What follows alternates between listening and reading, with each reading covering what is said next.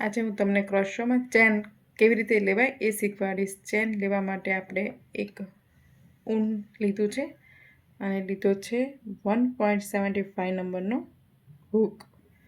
હવે કોઈ ક્રોશોમાં કોઈ બી આઈટમ શરૂ કરવા માટે ચેન જરૂરી છે। તો ચેન કેવી રીતે બનાવીશું, આપણે આવી રીતે આ હૂકને આવી રીતે બનાવીને આવી રીતે એકદમ સિમ્પલથી આ હૂકમાંથી પસાર કરવાનો છે દોરો। જો આ રીતે ચેન બનશે। ક્રોશોની આઈટમ શીખવા માટે ચેન જરૂરી છે। જો આ રીતે ચેન થશે, જો આ ચેન છે।